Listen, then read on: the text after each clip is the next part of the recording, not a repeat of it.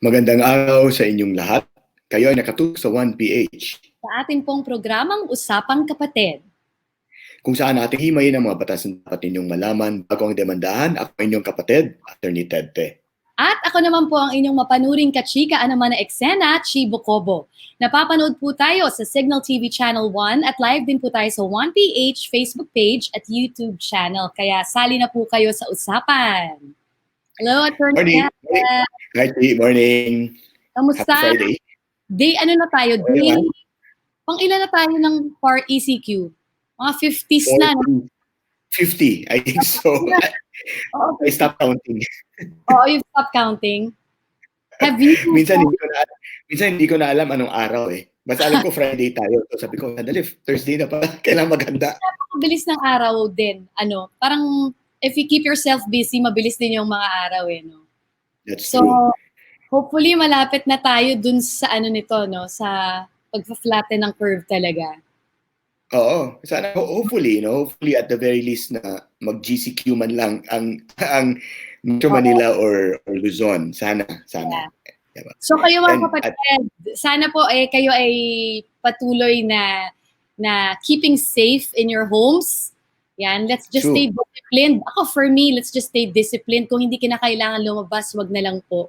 'Di ba? And really talagang practice hand wash up to now. Wag tayo magsawa na gawin lahat 'yon, no?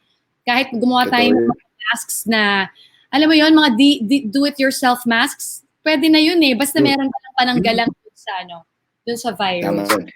Tsaka, try to stay comfortable despite the summer heat. Kasi summer na, mainit sa labas. Yeah. Napakainit. So, exciting ba yung natin ngayon, Attorney Ted?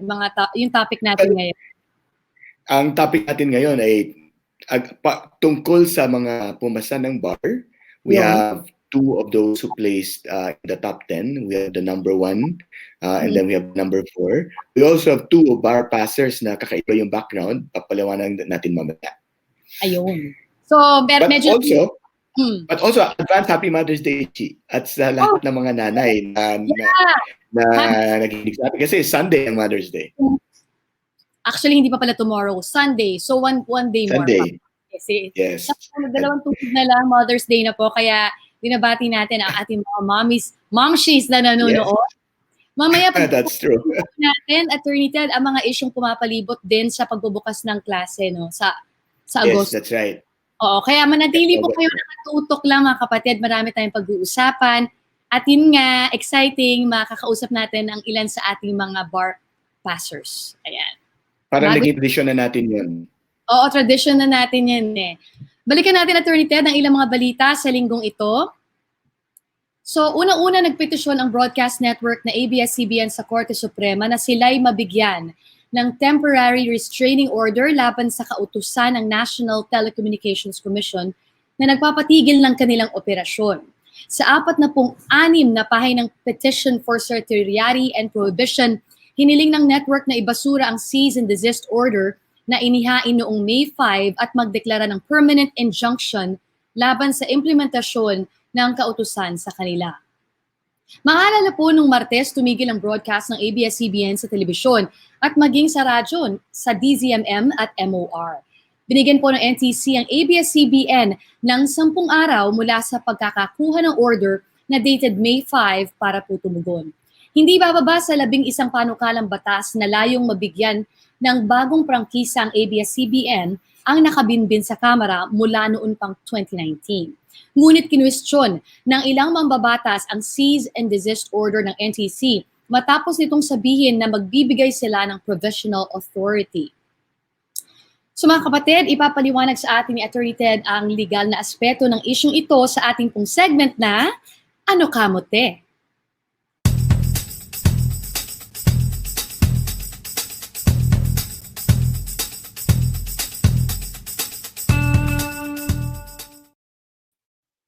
Naipasara nga sa pamamagitan ng isang cease and desist order ng NTC ang ABS-CBN noong 5 ng Mayo.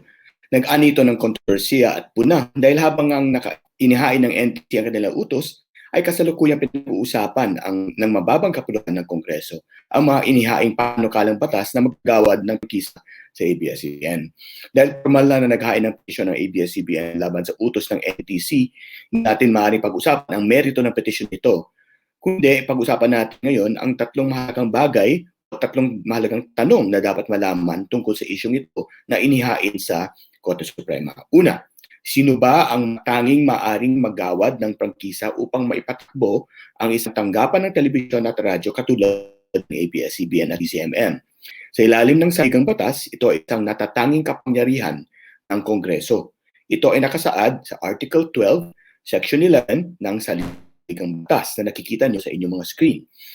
Dahil ito ay itinakda ng saligang batas sa Kongreso, walang ibang ahensyang maaaring maggawad ng pahintulot ng magpatakbo ng tanggapan ng telebisyon o radyo, kundi ang Kongreso lamang.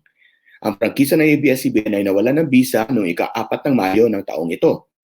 Ano man ang dahilan para sa hindi paggawad ng prangkisa, ang katotohanan ay lumipas na ang takdang araw na walang kapalit na bagong prangkisa. Tanging ang Kongreso lamang ang maaaring gumawad nito. Ito ang naging tanging basihan na binigay ng NTC para sa kanilang cease and desist order. Ang pangalawang isyu o katanungan, ano ang kapangyarihan ng NTC upang pahintulutan ng ABS-CBN na magpatuloy ng operasyon kahit na magpas na o pumaso na ang prangkisa nito?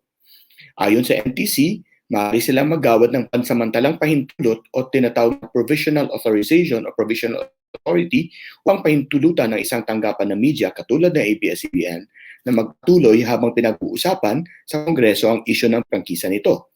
Ito ay nakasaad sa ilalim ng patakaran ng NTC, particular Rule 12, Section 3.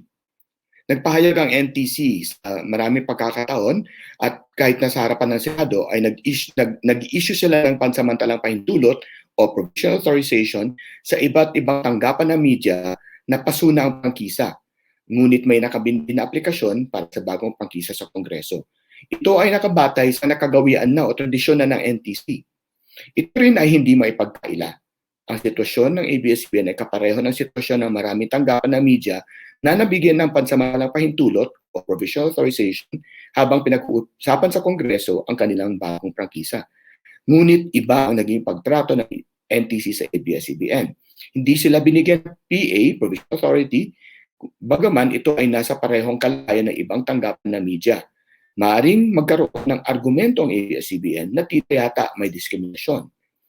Ang tugon naman ng NTC dito ay naiiba raw ang sitwasyon ng ABS-CBN dahil merong nagre-reklamo, merong complainant.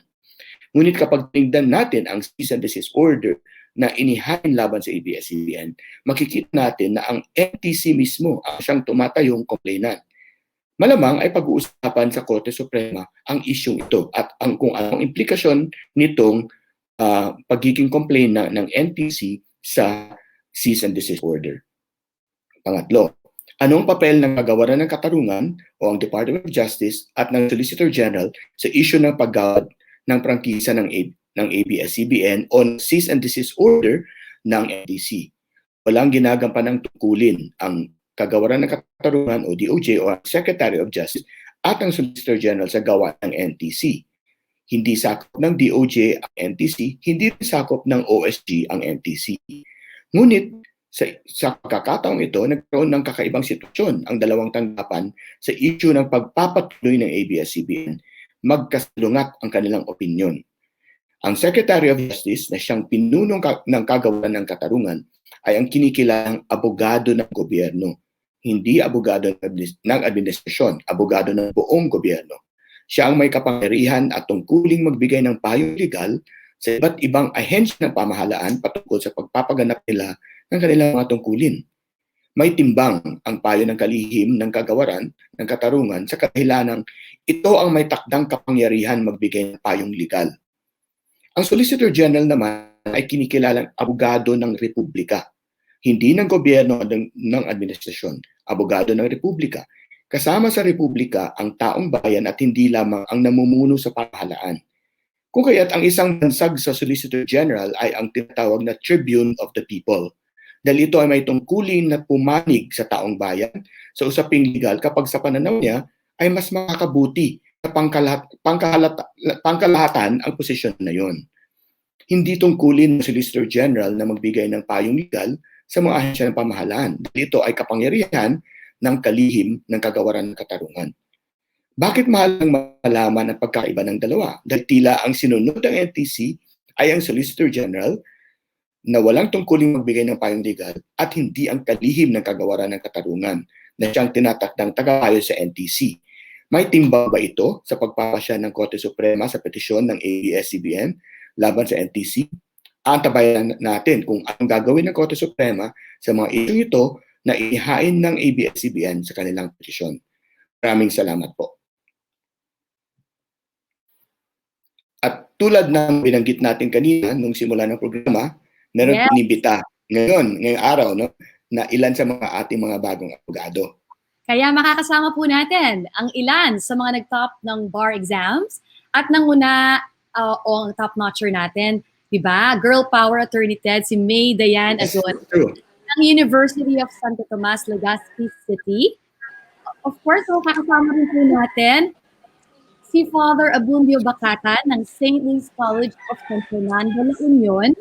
Isa po siyang pare, mga kapatid, na kumuha at pumasa ng nakaraang bar exam. So we're very happy to have both of you po dito sa ating programang Usapang Kapa-Ted. Good morning, May. Good morning, Father.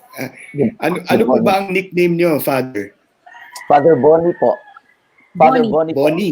Yeah. Father Bonnie, magandang umaga. May magandang umaga. Bati muna kayo. Good morning po. May. Ayan, good morning po sa lahat. Thanks for having us. Ayun. Sa lahat ng nanonood. May! Welcome. And congratulations on passing the bar and May for topping the bar. Yes. Thank you po. Both of you, congratulations talaga. Alam namin kung gaano kahirap mag-aral para sa para sa bar. Ayan, kasi marami kami nakausap na nag-take nito at grabe talaga ang kanilang pag-review. So first, si May muna. Would you like to describe to us the feeling of being number one? I mean, was it even expected? Talaga bang ganito ang pag-aaral mo, May? It was really unexpected po. It feels surreal until now. Although I prayed to be at least top 8 in the top 10, but I didn't expect to place number 1. So until now, I'm in disbelief and very thankful talaga. Ano ang naging reaksyon ng mga magulang mo, May? Blessed to have this late. Ano naging reaction ng pamilya mo, May, when they heard the news? Yeah. Magkakasama ba kayo noon when you heard the news? Before ko po tingnan yung results, I was praying the rosary because I was really nervous. And in my experience in law school, if I feel nervous for an exam, it means that I failed. So I was really nervous that day. So I prayed the rosary. Sabi ko, mukhang babagsak ata ako. So I asked my parents and my brother not to disturb me, and sila na lang yung tumingin ng results. Wow. So ang nangyari, ako pa rin yung tumingin. So ako yung nag-deliver ng news sa kanila. So yun, nung nalaman ko, kasi una ko nalaman na top 1 instead nung pagpasa. So umiiyak na ako after nung nakita ko yung result. Kanina sinabi mo, May, na you were praying na sana number 8. Meron ba dahilan bakit number 8 yung sinasabi mo? Why not pray for number 1? Yes. Because I was a Marian devoter po, and I was hesitant at first to aim for the top, but a lot of people are telling me that I can top the bar. So I was assessing myself na siguro I can place at least number 8. And as a Marian devotee, the number 8 has a special place in my heart because the number 8 was always associated with Mama Mary. So sabi ko, baka pag pinag-pray ko yung top 8, baka ibigay. Wow. She got so galing. much more than that. She got so much more than that. No? Yes. Talagang number 1. That's true. Yeah. God Let's go gave to me one, and that's what I prayed for po. Can you actually show Let's the go to Father Bonnie. Di ba meron siyang makikita natin yung reaction ng kanyang parents ba on Facebook? Actually, napanood ko, May, yung Facebook live ng pamilya mo nung... Opo. My brother uploaded the video. Okay. Of the time I knew about that. Oo. Yeah. Sige, hanapin ko mamaya yan para Uh, makita ko talaga yung reaction talaga ng family ni May, no? Actually, I was reading on May's background as well. Alam mo si May, ano yan, aside from her faith, you know, that has really brought her to where she is now, I think also parang siguro yung background mo, May, ano, parang yung hirap ng buhay, hindi ito, you know, naging isang hadlang for you to be able to Opo. study. Can you tell us a little bit about your background? I grew up in a simple family. Actually, there are no lawyers in my family. Mostly teachers and OFWs. So it was really a different path that I took. So, but I was very lucky that my parents are very supportive naman with my dreams. And my aunt saw a potential in me when I was in elementary because I have a loud voice now and I can engage in discussions. So from that time, it became a childhood dream to become a lawyer. And although I didn't grow up in a well-off family, my parents made sure that they gave us a quality education and they will support us in everything we do. So it's a big deal po talaga to have a family that supports you all the way. Thank you, Agree. May. Let's talk to Father Bonnie. Yes. Father Bonnie, ikaw ay pari at biglang naging abogado, no? Yes, yes. Ano po ba yung naging motivasyon ninyo, Father, to take up law even while you are already a priest? Yung motivation ko po, yun din pong pagiging pari ko. Because there were times na na-assign ako as administrator sa aming mga schools, o di kaya sa aming mga youth center. So, doon ko na-realize na advantageous din pag I know the law. But I was not really thinking of becoming a lawyer. It was really more of to be knowledgeable of the law for my administration and then dealing with people then. So, the lawyer came later. Although, naisip ko na rin yung lawyer when I was a child. Parang yun yung parang plan ko. With that, I had to choose between priesthood and pagiging lawyer. But then, I decided sa priesthood. So, iniwanan ko yung pagiging lawyer. But my interest in the law remained even as a priest. Nafa-fascinate talaga ako how the law works in our society. Si Father Bonnie ay dating school administrator ng Don Bosco Technical College sa Labangon, Cebu City. Opo. Ngayon po, Father Bonnie, saan po yung assignment ninyo? Andito po ako ngayon sa boys' home namin sa Iloilo, Dumangas, Iloilo. We take care of poor boys na hindi naman sila abandoned, but otherwise their family could not really take care of them so much. So they stay with us and we take care of them. Ibang-iba po yung dalawang landas ng pagiging pare at pagiging abogado. Paano niyo po ito paano ba't naman merge ito? Your vocation po of being a priest and being a lawyer, nakakatulong po ba na dalawa po itong napili pong landas or path? Well, truthfully speaking, I still don't know exactly where this will lead me. Kahit nung nag-aaral ako, I just have that, even as a priest, I always have that fascination towards the law. Tapos I thought maybe it's also useful for me to learn it. Kahit di ko matapos, at least yung mga subjects na na-learn ko na, magagamit ko in my ministry. Then now, actually, yung iba ko nga mga kaibigan, mga paryente, they were not convinced that I should take up law. Sabi nila, baka lumabas ka lang kasi maraming pare nung naging sa'yo, lumabas. And then sabi ko sa kanila, anyway, if this is not God's will, siguro babagsak ako. Kaya in a way, ngayon pumasa ako, I'm actually parang kinabahan. No? Parang, oh Lord, anong klaseng ministry do you want from me na pinapasama ko dito? So, yeah, it's a little exciting. The uncertainty is also good, I think. It's very interesting, Attorney Ted, no? Because I never realized that you could pursue law while you're a priest. Iniisip ko, did you have to ask permission, Father Bonnie? Parang, kailangan po bang ipaalam muna na, I wanna take up further studies? Yes po, nagpaalam po ako. Yung Don Bosco nga po yung gumastos for my studies. At the beginning, At the beginning, they wanted me to pursue canon law in Rome. Kaya lang, every year parating napupospone. Sabi, next year na lang kasi kailangan natin ng administrator here or administrator there. So, for about 5 to 6 years, parating napupospone. Until I proposed it, sabi ko, wag na lang ako mag-aral ng canon law. Mag-civil law na lang kasi magagamit naman natin yung civil law.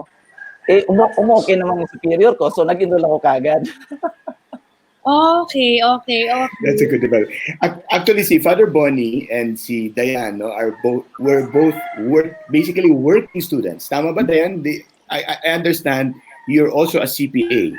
Yes po, I was a working student. Yeah, CPA. You're a working student. You're working with the COA, right? Tama ba? Commission on Audit. Yes. As a auditor. First year to third year, I was employed in the SWD, then I transferred to COA. I see. Last 2018. And so, I was in fact, throughout the entire law school. In fact, yung pag-aaral ng batas bilang professional law student, yung professional meaning wala kang ibang ginagawa kundi mag-aaral, napakahirap, no? Mas mahirap, dobleng hirap pag may trabaho ka, no? So maybe I'd like to ask both, no, Dayan and Father Bonnie, paano nyo na juggle yun? Kasi both are full-time jobs, no? Being a priest and also being a state auditor. Paano nyo na juggle yung ganong klaseng sitwasyon? Maybe Dayan first. I think isang malaking factor po why I was able to do it is I have supportive employers. So I tell them I will finish my task earlier than expected. So if I finish this, I will study for the remaining time that I have. During lunch breaks, after taking up lunch, I will study. And sometimes po, yun, pag may mga seminars, pag may mga breaks, I will go somewhere in the corner and then I will study. So you just really have to maximize all the free time you have. And you give up a lot of things that you usually do before taking up law school, traveling, and the likes. So it's really a sacrifice in managing your time well. Although some may say that you can't really manage time, but it's really discipline and proper scheduling of the things and prioritize what's more important, luxury or studying. Wow. Tapos, Father Bonnie naman. okay, sige, si Father muna. Actually, yung training ko ng seminary was very useful. Kahit sa seminary, we have been trained to really manage our time, make our schedules. And then, secondly, yung community ko rin, kasi kami sa Don Bosco, we work in communities. So kung may mga responsibilities akong hindi ko kayang magawa, my fellow priests, no, they're always willing to to cover for me. So that was a good thing. Saka pagpari naman yung busiest time namin linggo. So walang conflict masyado doon. So I just make up for it on Sundays. Yeah. Okay. Meron po ba kayong personal advocacies that you would like to pursue after taking your oath as a lawyer? Yung talagang meron ba kayong gusto, yung focus ba? Yan. So unahin muna natin si May. For me, I'd really like to advocate for employees' rights because while I was working in the SWD, I was exposed to the situation of some government employees who don't have a regular status, and it was really close to my heart. And also, of course, women's rights because I had a classmate who was unfortunately raped and murdered. And up till now, their justice has not been served. So that's one of the few advocacies that I like to pursue. Okay. So ito pala ang naging ano mo rin, no? Yung motivation din ni Kapa-Ted, yung project na kanyang kaibigan. So we're very sorry to hear that, May. So si Father Bonnie. Yes, sa amin naman po, yung Don Bosco po, yung work namin is with young people, especially yung the poorest. Meron nga kaming yung CICL program, parang transition. We give them training, yung mga CICL. We give them training before they go back into society. So I think knowing law or being a lawyer is very useful sa mga ganong kaso. And then in working for the poor, then I also realized na they have so many rights. that if only they know what the law is and they know how to, how to, ano ba yan, how to ask for assistance, how to avail of the law, of the privileges of the law and the rights, they will be able to better their life then. Yung CICL is Children in Conflict with the Law, no? That's Yes. actually both May and Father Bonnie mentioned two sectors that are yung vulnerable, no? Kasi yung una, yung children in conflict with the law, yung mga batang kinakasuhan, yung mga batang na-abuso, at yung siyempre yung sinasabi ni May na yung mga civil servants, no, government workers, of which she is one of them, no, na medyo may mga issue, no. So those are really noble but also very difficult advocacies in terms of pursuing them. How do you foresee doing that? Right now, for example, si May is working with the government in the COA, no? Ayoko naman i-preempt yung plano mo kung i-announce kung saan ka pupunta. But in terms of yung kumbaga immediate plans, no? Now that you pass the bar, you will take your oath soon, and you will really become a lawyer. No? What's in the near future for May Azores? I envision myself as a well-rounded lawyer with integrity and with principles intact. So I fell in love with the law in its entirety. So I'd like to try and be exposed to different areas of practice. I can see myself as a professor. I can see myself try litigation and continue tax practice, a lot of those things. But in the near future, I think I'd like to be of help to employees. Actually, I am receiving a lot of messages in Facebook from employees inquiring about their rights and telling me of the violations they suffered. So in this new normal, kasi di ba, everything is digital na. We can't really go out to voice out our concerns physically. So ngayon siguro mas magandang gawin muna is online pag-reach out sa ating mga vulnerable members of the society. If I can help, if I can answer their questions for the meantime muna habang ganito yung situation natin, I'd like to do that. Tamang-tama, Attorney Ted, dahil marami tayong online sources, di ba? Yung mga resources natin. Yes. Ilang episodes na natin binabanggit na we have lawyers who are actually helping online. Yes, that's right. What are these again? Lawyers for doctors. We have Lawyers for Doctors is helping through donations. Then UP Law helps, and then of course Valor 19. Valor 19. Disclosure, kasama po ako dun sa Valor 19, kasama rin po ako dun sa UP Law helps. Yeah. And but I'm happy to hear that Diane May also plans to consider teaching. I am sure Yes. UST Legazpi will make you an offer very soon. Puntahan ko na sila. Sabihin ko, oy, offeran nyo na ng trabaho yan, magturo. That's true. At saka we need more people like May na yung gano'n, may paninindigan, may prinsipyo. At saka yung, for me, faith is really, it really plays a big role also dito sa napiling option, di ba? So, si Father Bonnie naman, what's ahead for you?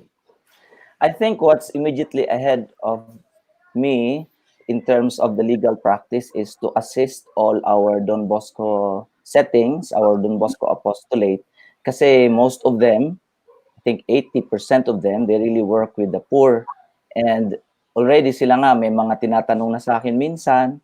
So I think one of the first things that I'll do is to go around the houses kung ano yung mga maitutulong ko sa ministry nila in terms of the legal aspect, lalo-lalo na yung mga mahirap na mini-ministry nila.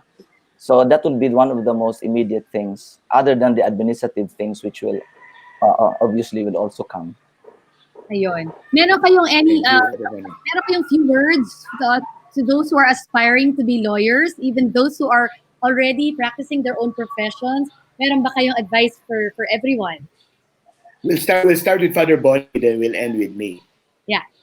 I was what helped me a lot is to believe that if God wants me to help others, not just as a priest, but also as a lawyer, then it will happen. Kaya I've always maintained that intention that if ever I pass or not pass, all my knowledge of the law will always be to help others. And then that's happiness enough for me. Yeah. Thank you Maraming po. salamat, Father Bonnie. Thank you rin po. Si May? May? Okay. For law students, I think you should have clear intentions of why you pursue law. Always have in mind that you should not be overwhelmed by the prestige and the power that comes with the title. You should bear in mind that being a lawyer is a vocation. It's a public service. So while studying law, you should always associate it with real problems, with the problems in the society. And I know that God will see what's in your heart, and He will give it to you in His right time.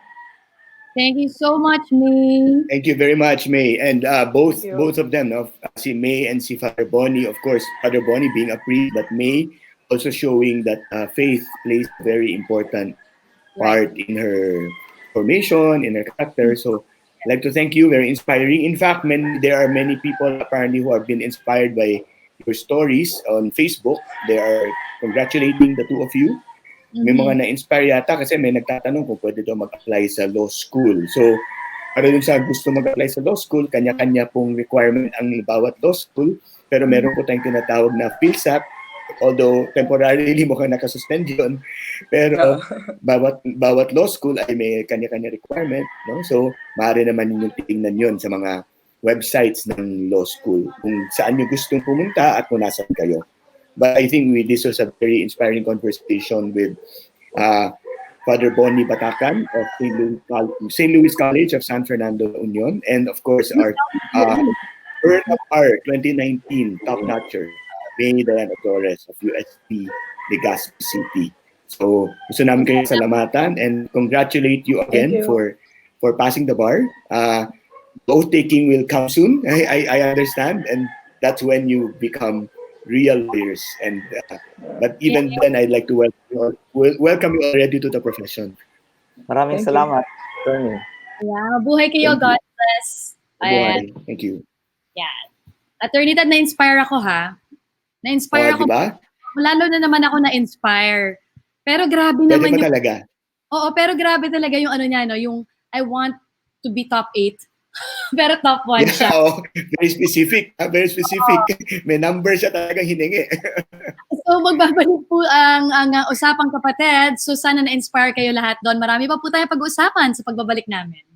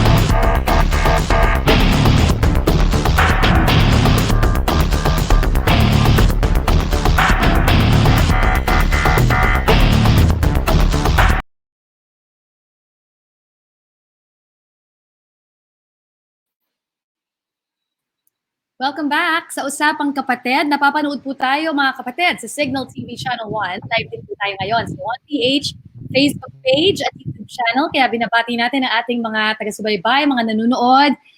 Thank you for being with us. Yeah, and before we go to our next guest, we just like to make a correction. Si Father Bonnie kanina ay nag-aral sa Central Philippines University in Iloilo City, in St. Louis. St. Louis University, San Fernando. So, apologies for that, Father Bonnie. Central Philippines University in Iloilo. Oo. So ngayon, doon din siya naka-assign sa parish sa Iloilo yes, daw. which is ngayon, right. At ngayon, may mga kasama ulit tayong dalawa pa na pumasa sa 2019 bar examination na may kakaibang kwento naman. Yung una ay si Julius Voltaire Jev Villanueva, no? At ang pangalawa ay yung nagkamit ng pang-apat na pwesto, number 4 sa 2019 tinatawag na Berna Bar, si Donna Bandiola ng San Beda College, Alabang. So, welcome Jev and Donna. Thank you po. Salamat po. Good morning Good morning. Magandang umaga. Maybe to place in context, no, what the two have in common. Donna plays number 4, Jev passed the bar, but both of them took it for the second time. Oh, okay. Si Jev, And so, graduate ng UP, tama ba? Jev, Yes, Miss Chief. So Jev, ikwento mo sa amin. So yung unang take, sinabi ni Attorney Ted, so this is your second take, right? So yung unang take sa bar exam was 2018. Tama Yes. ba? Okay, so kwento mo sa amin yung journey mo na yan. 2018 or I think was an eye-opener for me kasi we had some financial difficulties with my family. Hindi namin masyadong napaghandaan yung pag-aaral sa bar exams kasi bar exams is not just about how you study or what you study. It also takes a lot of resources.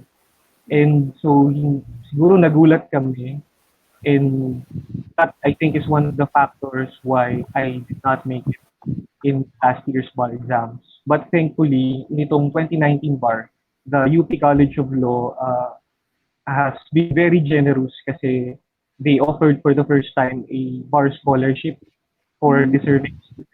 And so, fortunately, isa ako sa mga napili ng UP Law Bar Scholarship Committee. And it really helped a lot, most especially when my family is also struggling kasi yung father ko is diabetic, may sakit siya, so he needs maintenance, at may mga kapatid pa rin ako na nag-aaral. So yung UP Law has been there not only during my law school but pati na rin sa pag-take ng bar examination. Wow. That's an inspiring great story. At Attorney Ted, meron palang scholarship. Is that still being offered to this? That's new. That's new, Chi. Bago lang yan. And of course, it will be offered. It continues to be offered. Si Donna naman. Si Donna. Number 4 in the bar. That's not, that's nothing to sneeze at. That's a very, very big achievement. But maybe you can also share with us very quickly your experience, no? Kasi hindi kakaiba ito na coming back from a setback and then taking it again, and then not only passing but placing, in the top 10, So how did it feel, and was there anything different about the burn bar, the 2019 bar when you took it the second time? Actually po, hindi ko in-expect na magpe-place ako sa top this 2019 bar. I just did my best kasi ang mindset ko na po nung time na magte-take ulit ako ng bar is to make sure na makuha ko na po yung dream ko in becoming a lawyer. I just want to give back to my family, especially my parents, for continuously supporting me sa mga endeavors ko po sa life. And parang super blessed na po ako just to even enter law school and take the bar. So parang as a way of me giving back po sa lahat ng mga suporta na natatanggap ko sa kanila, gagalingan ko po, and hindi ko in-expect na binigay po ni Lord at mas grabe pa yung binigay niya na nag-place pa ako sa bar. So parang masarap din po sa feeling na naka-inspire ako ng maraming mga tao na sa mga yun na hindi po sila okay since they did not make it this year. para ma-explain sa kanila na it's not the end. Maybe it's just not your time yet. Pero it's never the end of the story. It's just the beginning of of a better future for you po. So parang ganun po yung na-feel ko. Did you Well both said. want to be a lawyer? Mula noon, ito na ba talaga yung pinapangarap niyo maging? Did you want to be a lawyer? Si Jeff. Since third year high school, yun yung pinaka earliest year na napag-desisyonan ko gusto kong maging abogado. Tapos pinagpursigihan mo. Yes. Definitely I did my best after several failures, not just in entering law school, but I think mula nung nag-take ako ng UPCAT, I've taken several entrance exams. And in all those entrance exams, I did not make it for the first time. Hindi ko siya. I did not make it in the list. But I think I never let it define who I am. Naging mas pursigido lang ako because I know that a lot of my parents, my family, my friends believe that I can make it. So I think yung experience na yun, yung palagi akong hindi kasama sa qualified passers or sa mga list of students na na-admit. I think yun yung nagturo sa akin na 2018 bar, the first time I took the bar, is just a temporary setback. Isa lang siyang delay. But it doesn't mean that I can't make it. So, Si Donna naman, dati mo pong pinapangarap maging abogado? Ako po actually, ang pangarap ko nung bata po ako ay gusto ko pong maging doktor. Since yung family ko po, ang father ko po is usually talking to doctors since he is a medical representative ng pharmaceuticals po. So I grew up na nakakakilala po ako ng mga doctors and parang nung bata po ako gusto kong maging doctor. However, hindi po ako nabigyan ng chance due to certain personal circumstances. So my father actually siya po ang nagpakilala sa akin ng fact na baka gusto kong mag-enter into law school when I was in third year college. So I said na, sure, baka ito pala yung calling ko. Baka pagiging lawyer pala yung calling ko, hindi magiging doktor. So tinry ko pong mag-law school and eventually I fell in love with it as well. It's hard. It's really hard. Na magsasacrifice ka po talaga ng iba't ibang aspect sa buhay mo para bigyan mo ng space yung pag-aaral mo sa law school. Pero it's all worth it. Mahirap siya, pero at the end of the day, once you get the title of becoming a lawyer, you're gonna say na ito pala yung reason kung bakit siya mahirap. It's all worth it po. Both of you were you both working when you were taking law school and taking the bar? Jeb? ako po, full-time student po ako. Full-time student. And what about Donna? Ako po, I was working before I entered law school. I decided po na to focus on law school. That's why I resigned po dun sa dati ko pong work. Yeah. And siguro maybe just to give others who are similarly situated, maybe something to inspire them, how did you bounce back? Of course, something as difficult as that, not passing the bar. It's hard to bounce back. What did you do? How did you manage to, get back the confidence? Even to study again? Ano ginawa niyo? Maybe Jeb first and then Donna. Attorney Ted, I think the first step in bouncing back is acknowledge the fact that you failed. Grieve by all means. Umiyak ka, ibuhos mo yung kung ano yung nararamdaman mo. Just accept until such time that you are able to accept the fact that you did not make it. But I am very thankful for the year 2019 because everybody has got my back. My friends, those who passed the 2018 bar, nagpahiram po sila sa akin ng mga libro, nagbigay po sila sa akin ng kung ano man yung makakaya nila in terms of in bar expenses, references. Isa po sa mga kaibigan ko ang nag nag-set ng daily schedule sa aking pag-aaral from June to October or from June to November. All those, so may mga bar buddies po ako. And of course, yung family ko was always been supporting me from the very beginning. Yung mga magulang ko yung nagtaguyod sa akin pag-aaral hanggang makapagtapos ng abugasya at yung College of Law na despite the failure did not turn its back on us. Also, yung employers ko from Santos Parungaw, Aquino and Santos, I applied as an underbar applicant last 2018 while waiting for the 2018 bar. But then they understood that I had to take it again. And the second time, despite my first failure, tinanggap pa rin po ako ng aking mga boss sa SPAS Law. And they never faltered in putting their trust and confidence that I can make it.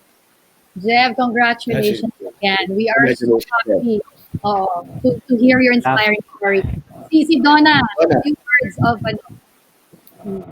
For me po, kung paano ako nag-bounce back, of course, number one po, acceptance, totoo yan. Kailangan mong i-accept yung fact na hindi mo nakuha nung time na yon yung talagang ipinagdadasal mo at pinaghirapan mo. Pero lagi ko pong tinatandaan na hindi pa po yun yung huling chance ko para bumawi. It's just a minor setback sa aking life. And malaki pong tulong din yun actually sa akin, yung nangyari last year, kasi mas pinatatag po niya ako sa person na it does not define you kung magkaroon ka man ng failure sa buhay mo. It just makes you stronger po. So, yun po yung aking ma-advise po sa mga kapwa ko na aspiring future lawyers. It's not the end. You just have to bounce back and fight harder, believe in yourself, and wag po nating hayaan yung isang kalungkutan na mangyari sa life natin na magpatuloy and define us or what can we do po. So, yun po. Well said. Thank you, Donna. Thank you. Thank you, Donna. Salamat sa inyo for inspiring our viewers, inspiring us, inspiring me, and inspiring lawyer too. Baka mamaya seryosohin ni Attorney Ted. So thank you again so much for being with us. Thank you po. Thank you, Donna Banjol Thank you. and Jeff Villanueva. Congratulations to both of you. Welcome to the profession.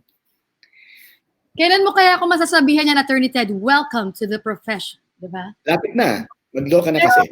Napansin mo, ang mga guests natin talaga, very purpose-driven yung lives nila. They know exactly what they want. They know how to bounce back, even if it's difficult. Nakaka-inspire talaga. Kaya ngayon, ba-bounce back tayo, Attorney Ted. Dahil matagal na pinag-uusapan ito. Even ako, I'm wondering if my son, paano kami babalik sa eskwelahan. So, pag-uusapan natin, napipintong pagbukas po ng klase ngayong Agosto at ang iba't iba pang educational access para sa ating mga estudyante. So, makakasama natin si Yusek Nepo Malaluan ng DepEd. Magandang Babalik. Good umaga. morning, Yusek Nepo. Yes, Kasama na natin siya dati. Yes, magandang tanghali sa iyo, Prof. Ted and Miss Chi. At saka sa mga taga-pakinig at taga-panood ninyo. Salamat sa pagpapaunlak. At siguro, very quickly, because I understand na may mga inaayos pa kayo dito sa school opening. Pero siguro, we want to take off from what she said na i-announce ni Sec Liling na classes will open in August. Siyempre may mga konting mga pangamba yung iba na handa na nga ba talaga tayo for that to open classes in August? Well, ang una ay yung pagbubukas ng school year sa August 24 na yun yung napag-usapan at in-announce ni Secretary at it will be contained in DepEd memorandum ay hindi nangangahulugan na face-to-face delivery of instruction yan, Prof. That will have to take into consideration the risk classification of a certain locality at a particular time.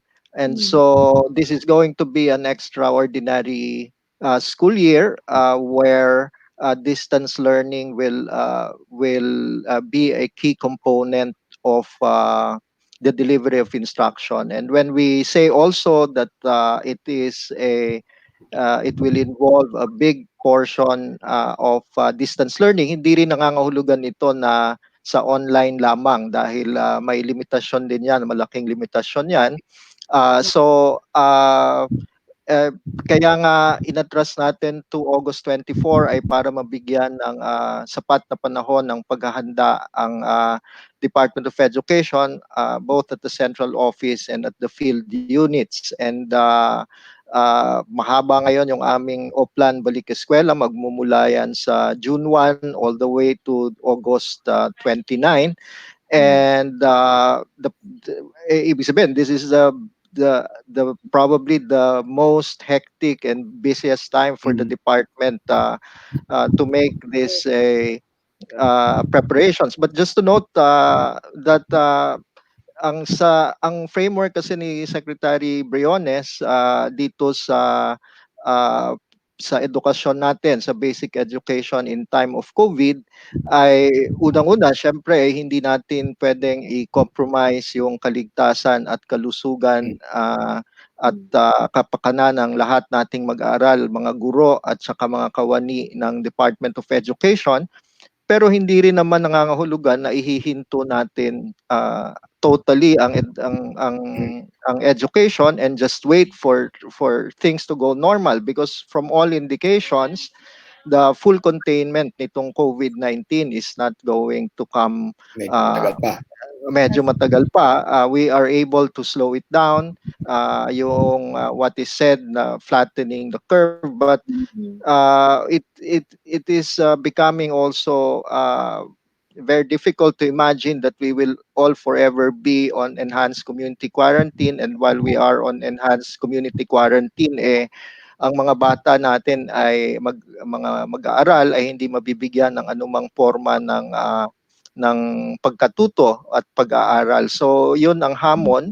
At it's going to be very difficult, and that's why we seek the support, cooperation of all, and even the media, to be able to facilitate a process of a deliberative process on the many aspects of this. Maglalabas kami ng tinatawag naming learning continuity plan that will outline the details. It's not going to be perfect. There will be challenges that we have to meet, but then again, as I mentioned, we cannot put a complete halt to education at this time, and we have to find ways to deliver it. Yes. Yeah. Yusek Nepo, I know Chi has a question, but siguro just to follow up, yung kanina sinabi mo, yung distance learning does not only mean online. Right. Maybe you can say a little something about that just to clarify. Kasi ang naisip kasi ng mga tao, pag sinabi mong distance learning ay immediately online, so nangangamba ka agad sila, paano kami? Wala kaming internet, wala kaming computer, hindi kami handa, no? So, what does that exactly mean, Yusek Nepo, when you say distance learning does not necessarily need to be online? Actually, matagal na tayong may mga programa ng alternative delivery modes, dahil hindi naman ngayon lang ang pagkakataon na may mga mag-aral tayo na may limitasyon para sa makapunta sa mga paaralan natin. So may mga programs tayo for distance learning as part of formal education talaga. At so meron niyang forma ng digital, online, and offline. Meron din yung forma ng printed self-learning modules, and they will always have to be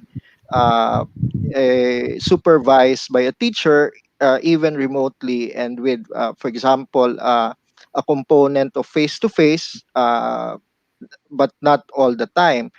We have to take into consideration then that itong sa risk categories ng mga iba-ibang localities, hindi naman pare-pareho ang extent of the outbreak. Ito ay concentrated ngayon in the NCR, and it its immediate provinces and some provinces in the Visayas and so on. So we cannot treat the whole country similarly, and therefore there are places where it would still allow our teachers through with help, for example, with the LGUs, to be able to deliver and make accessible to the learners in their homes modules that is not necessarily delivered through an online platform. So, Yeah. meron tayong mga programa na dyan before na uh, but not this is the first time that it is going to be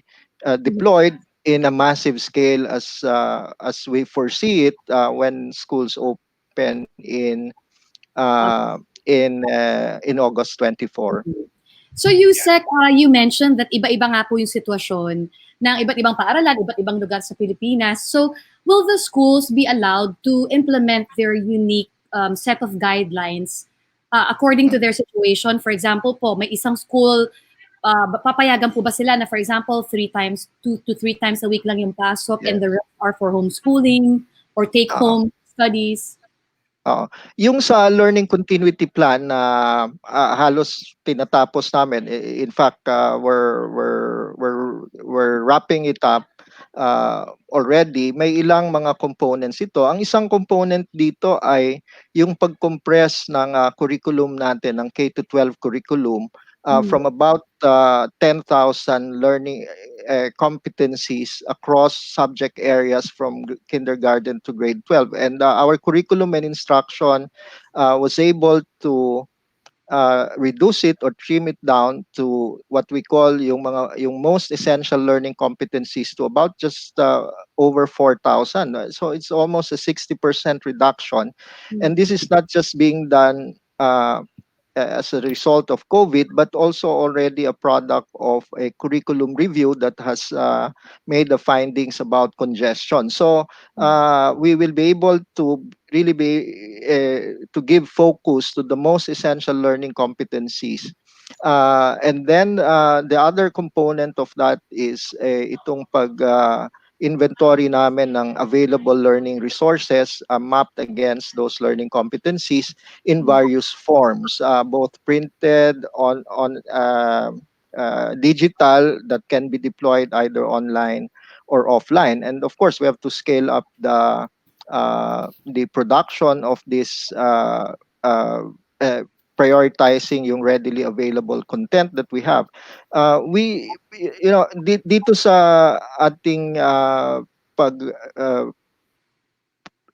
because of these limitations, we also have discovered that there are really so many educators that have already been using distance learning in a very systematic way. And so there are existing content, and we are evaluating those content across learning areas, interactive, that can be put on various limitations of technology. So we will make use of that. Halimbawa, yung knowledge channel, for example, has an inventory of about more than 10,000 educational videos that can be deployed on television and cable. So but you're right that the schools, yung sa tanong mo kanina, there will be a large role of our field units, and whether this is public and private, to do the contextualization to the on the approach that is most appropriate in their locality. So what we are giving them is a menu of options, and accompanied by the support system of learning resources and teacher training and platforms. But at the end of the day, we will rely on the field units to ultimately make the proper strategy and combination based on local realities.